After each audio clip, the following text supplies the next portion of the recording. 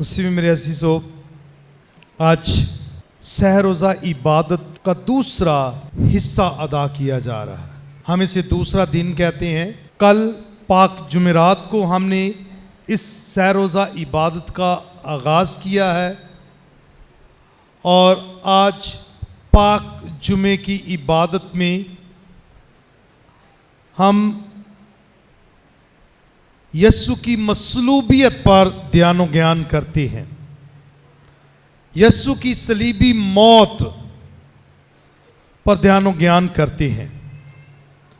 लेकिन हमारे इस रूहानी सफ़र में जो हमने राह के बुध से शुरू किया था, उसमें हमने हर जुमे की इबादत में यस्सु के 7 सलीबी कलमात पर ध्यान ज्ञान किया। इतने कर्ब और मसलूबियत और दुख और छिदे हुए जख्मी बदन के साथ भी यस्सु ने 7 कलमात अदा किए और उसकी मोहब्बत और ताबेदारी की इंतहा देखो कि उसने पाक जुमेरात को अपना बदन और खून इंसानियत की निजात के लिए, अपनी जिंदगी के लिए दे दिया। हमें दे दिया, रसूलों को दे दिया, बपतिस्मा याफ्ता को दे दिया। लो मेरा बदन, लो मेरा खून जो तुम्हारी निजात के लिए बहाया जाएगा। और इस ऐद का जो नुक्ता अरूज है वो सलीब पर जाकर पूरा होता है, जब उसके पास सिर्फ और सिर्फ रूह बचती है, क्योंकि बदन तो उसने हम गुनाहगारों के लिए दे दिया। ये कहकर, ये लो मेरा बदन, ये लो मेरा खून जो तुम्हारे लिए बहाया जाएगा। और सलीब पर जो रूह बचा वो उसने किसे दे दी? आज के जमाती ज़बूर की मरकजी आयत भी ये है और 7वां कलमा भी ये है जो उसने कहा, ऐ बाप मैं अपनी रूह तेरे हाथों में सौंपता हूं। ऐ बाप मैं अपनी रूह तेरे हाथों में सौंपता हूं। ये कलमा है, ये एक दुआ है जो उसकी मां ने उसे सिखाई। ये रवायत के मुताबिक उस वक्त चुनी हुई कौम जो है अपने बच्चों को, खास तौर पर मां अपने बच्चों को बिस्तर पर लिटाकर सोते वक्त ये सिखाती थी कि बेटा और बेटी जब तुम सोने के लिए जाओ तो ये दुआ करो, ऐ बाप मैं अपनी रूह तेरे हाथों में सौंपता हूँ। ये बेटे की मोहब्बत देख लो कि अपनी माँ की दुआ भी उसने सलीब पर याद रखी और अपने बाप को मुकम्मल तौर पर सुपुर्द करने के लिए, टोटल सबमिशन के लिए उसने क्या कह दिया? ऐ बाप मैं अपनी रूह तेरे हाथों में सौंपता हूँ। ये इसकी गैर मशरूत मोहब्बत की इंतहा है कि उसने अपनी रूह बाप को सौंप दी और बदन और खून हमें दे दिया ताकि हम उससे ताकत पाएं, तकवीयत पाएं और अपनी जिंदगी पाएं। ये उसका प्यार है जो उसने सलीब पर हमारे लिए जो है जाहिर किया है, दिखाया है। ऐ बाप मैं अपनी रूह तेरे हाथों में सौंपता हूं। मसीह मेरे अजीजों, खुदा तो हमें प्यार करता है और खुदा की मोहब्बत उसके बेटे की सूरत में नजर आती है और बेटे ने भी वो मोहब्बत जो है बयान की है। जब ये हुआ, बाप मैं अपनी रूह तेरे हाथों में सौंपता हूं, और उसने सर झुकाकर जान दे दी। हैकल का पर्दा फट गया, हर तरफ क्या हो गया? अंधेरा छा गया, हर तरफ अंधेरा छा गया है। ये कैसा लम्हा, कैसा माहौल है कि हर तरफ अंधेरा छा गया, क्योंकि बाप ने हर लम्हा बेटे को देखा, उसको समझा, उसके दुख में उसके साथ साथ चला। और वो बेटा कहता भी रहा, ऐ बाप हो सके तो ये प्याला मुझसे टल जाए, फिर भी मेरी नहीं बल्कि तेरी मर्जी पूरी हो। जब बेटे ने कहा तमाम हुआ। जब बेटे ने कहा, ऐ बाप मैं अपनी रूह तेरे हाथों में सौंपता हूं, तो बाप के दिल पर क्या बीती होगी, क्या गुजरी होगी, क्या दर्द उसने महसूस किया होगा। तो उसने आंखें बंद कर ली, हर तरफ अंधेरा ही अंधेरा छा गया। आंखें बंद करे तो अंधेरा ही आता है ना। तो बाप ने जो है वो आंखें बंद कर ली। बाप और बेटा जब मुलाकात करते हैं तो बादल छा जाते हैं, अंधेरा छा जाता है। और अब बेटा जो है वो बाप से मुलाकात करता है, उससे बातचीत करता है। तो जब बाप की गोद में बेटा कुर्बान, मसलूब और छिदा हुआ गया है, तो उसकी क्या हालत होगी, क्या क्या उसके दिल पर बीती होगी। जरूर बाप ने कहा होगा, बेटा तेरी मोहब्बत क्या ही लाजवाब है कि जिन लोगों ने तुझे मसलूब किया, कीलों से जड़ा, और तूने उन्हें माफ कर दिया। और देख तूने उन्हें माफ किया है बाप, इन्हें माफ कर, क्योंकि ये नहीं जानते। उन्होंने तेरे वजूद को, तेरे जिस्म को भी मसलूब होने के बाद भी नहीं बख्शा। उन्होंने बाला लेकर तुझे छेद दिया है। देख ये मुझसे देखा नहीं गया, मुझसे बर्दाश्त नहीं हुआ, मैं आंखें बंद कर लेता हूं, मैं ये बर्दाश्त नहीं कर सकता। उन जालिमों ने नहीं सोचा, नहीं समझा, नहीं गौर किया, और यहां तक कि इस बात की शुक्रगुजारी भी नहीं की कि उसने कहा बाप इन्हें माफ कर क्योंकि ये नहीं जानते। फिर भी उन्होंने क्या कहा, उसकी टांगे तोड़ दो, उसकी टांगे तोड़ दो।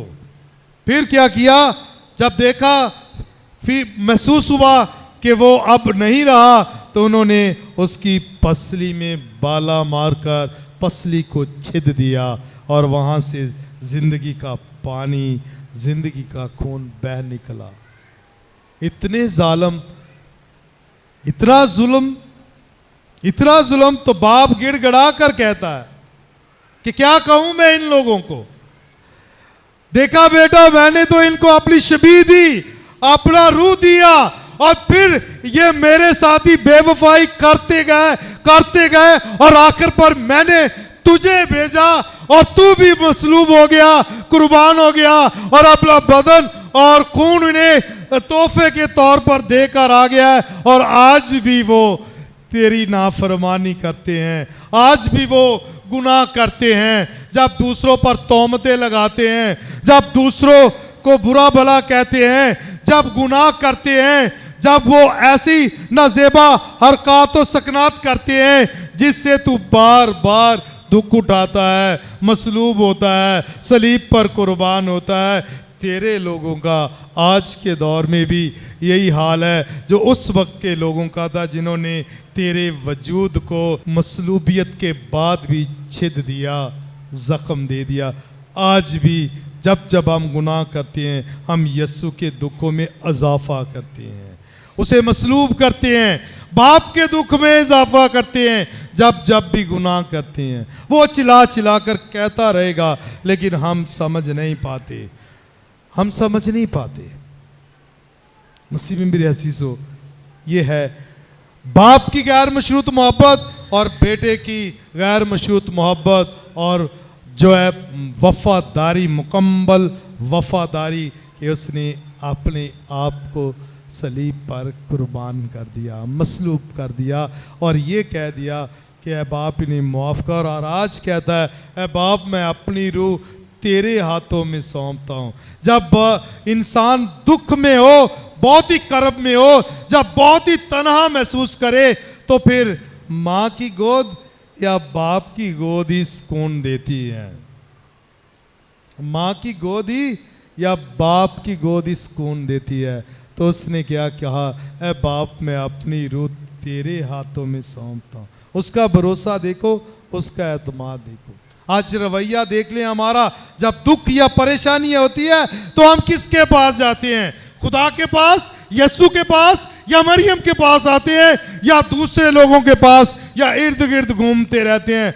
भाई सुकून मिलना है तो बाप की गोद में, निजात मिलनी है तो यीशु के कदमों में, खून में और बदन में मिलनी है भाई। और आराम चाहिए तो मरियम की गोद में, जिसे वो कहता है देख तेरी माँ, देख तेरा बेटा, जिसे वो आज भी नहीं भूला और उसकी दुआ को भी नहीं भूला कि ऐ बाप मैं अपनी रूह तेरे हाथों में सौंपता हूँ।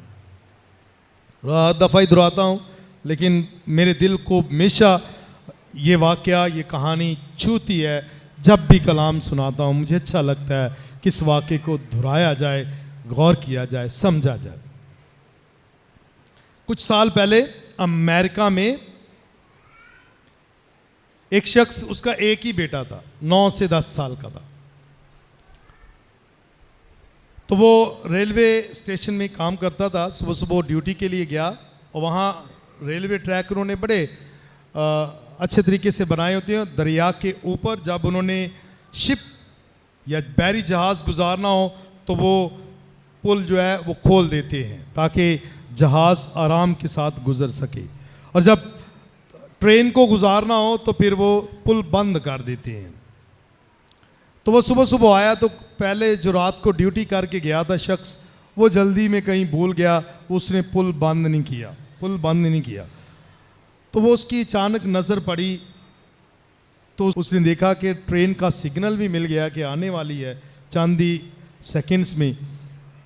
तो वो भागा पुल को बंद करने के लिए, और वो बेटा क्योंकि खेल कूद रहा था, वो खेलते खेलते ज़मीन के नीचे मशीनरी थी, वो पुल को बंद करने के लिए, खोलने के लिए, वहाँ उसका पाँव फंस गया। चंद लम्हे रह गए कि अभी पुल को बंद करूं कि बेटे को बचाऊं।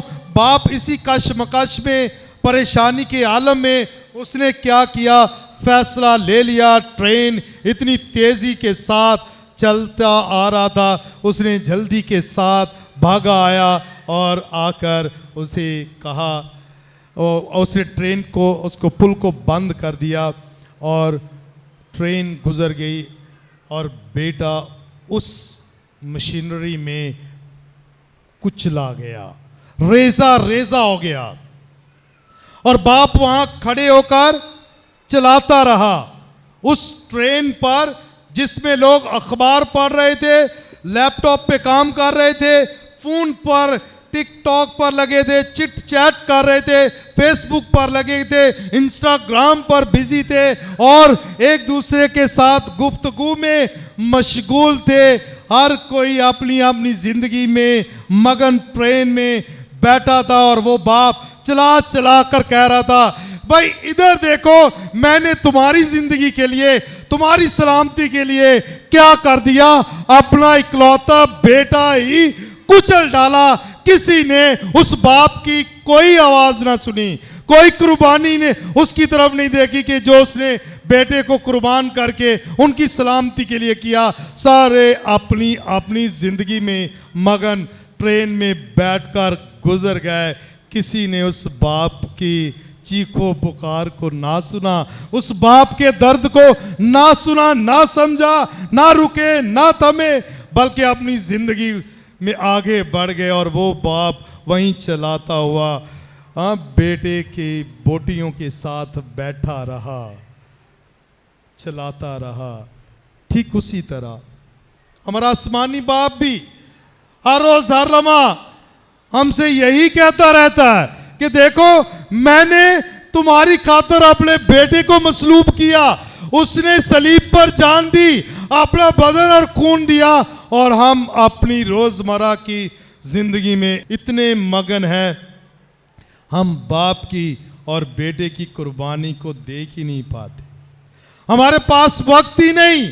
अफसोस की बात है, ये कहकर हम गुजर जाते हैं कि हमें छुट्टी नहीं मिलती, छुट्टी नहीं मिली, प्राणे आगे ने, पानी नहीं आंडिया, बिजली नहीं आ रही, कितने बहाने हैं हमें खुदावंद यीशु मसीह की कुर्बानी को ना समझने के, उससे दूर रहने की, उसकी नाफरमानी करने से। कितने बहाने हम हर रोज हर लम्हा यही कहते रहते। आज हमारे पास जगह नहीं बिठाने के लिए। नजर कर लें, यहीं से है ना हमारे लोग। आज ही बस प्यार और ईमान जागा है लोगों का। पूरा साल कहां रहते हैं? क्या बाप ने एक दिन के लिए कुर्बानी दी है? क्या यीशु ने सिर्फ पाक जुमे के कुर्बानी दी है? हरगिज नहीं। हर लम्हा, हर वक्त, एक एक पल जो हम इस दुनिया में गुजारते हैं, उसकी निजात, उसकी शिफा, उसके फजल और उसके लिए यीशु ने हमें कुर्बानी दी है हमारी निजात के लिए। और वो हमसे कुछ तवक्को नहीं करता सिवाय इसके कि जैसे मैंने तुम्हें प्यार किया है, तुम भी मेरे बाप को वैसे ही प्यार करो और एक दूसरे को प्यार करो। और कुछ वो तवक्को नहीं करता। दिलो जान से प्यार करो, पूरी मोहब्बत से प्यार करो। सिर्फ आज के दिन नहीं कि पाक जुमे को सारे बड़े बड़े चर्चेस भी कम पड़ जाते हैं।